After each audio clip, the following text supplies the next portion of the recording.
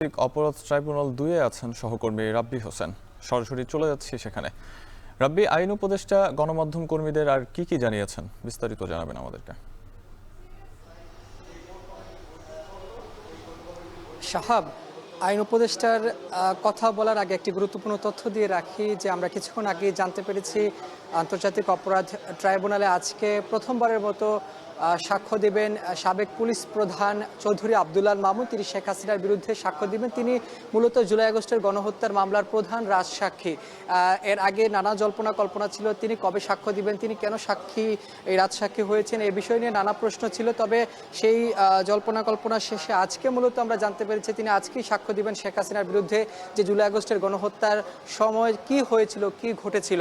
এবং আমরা দেখেছি যে আজকে সকালবেলা আন্তর্জাতিক অপরাধ ট্রাইব্যুনাল 2-এর যে সংস্কার কার্যক্রম সেটি পরিদর্শন করতে এসেছিলেন আইন উপদেষ্টা আসিফ নজরুল, শিল্প গৃহায়ণ উপদেষ্টা আদিলুর রহমান খান, অ্যাটর্নি জেনারেল আসাদুজ্জামান, সাথে তারা এই যে ট্রাইব্যুনাল 2 পরিদর্শন করেছেন। মূলত আজকে আসিফ নজরুল বলেছেন যে এই যে জুলাই আগস্টের বিচার প্রক্রিয়া সেটিকে সর্বোচ্চ গুরুত্ব দিচ্ছে অন্তর্বর্তী সরকার, এবং এই বিচার প্রক্রিয়া এখন পর্যন্ত যে সাক্ষ্য গ্রহণ চলছে, আসামিরা গ্রেপ্তার হয়েছে এবং বিচার কার্য চলছে সেটি অনেকটা সন্তোষজনক বলে তিনি মন্তব্য করেছেন আইন উপদেষ্টা। পাশাপাশি বলেছেন প্রয়োজনে তৃতীয় আরেকটি ট্রাইব্যুনাল গঠন করা হবে এই জুলাই আগস্টের বিচার প্রক্রিয়া গতিশীল করার জন্য।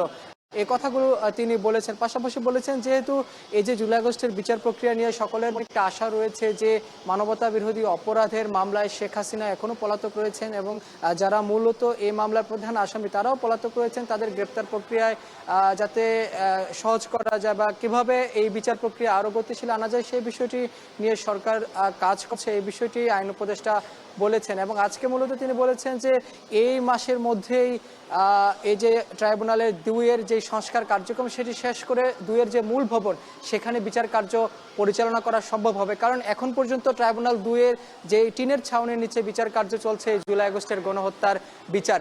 পাশাপাশি আরও একটি তথ্য আরেকবার বলে রাখি যে আজকেই মূলত প্রথমবার শেখ হাসিনার বিরুদ্ধে সাবেক পুলিশ প্রধান চৌধুরী আব্দুল আল মামুন সাক্ষ্য দিবেন এবং এই জুলাই আগস্টের এই যে মাস জুড়ে গণহত্যা চালানো হয়েছে, ছাত্র জনতার উপর নির্বিচারে গুলি করা হয়েছে, কিভাবে এই ঘটনাগুলো ঘটেছে সে বিষয়ে তিনি আজকে সাক্ষ্য দিবেন। তবে সেখানে গণমাধ্যম কর্মীরা থাকতে পারবেন না, সেখানে শুধুমাত্র ট্রাইব্যুনালের প্রসিকিউটর, ট্রাইব্যুনালের বিচারপতিরা থাকবেন। সেখানে আজকে অন ক্যামেরায় তিনি এই সাক্ষ্য দিবেন বলে আমরা জানতে পেরেছি। এই ছিল আমার কাছে ট্রাইব্যুনাল থেকে সবশেষ খবর। আন্তর্জাতিক অপরাধ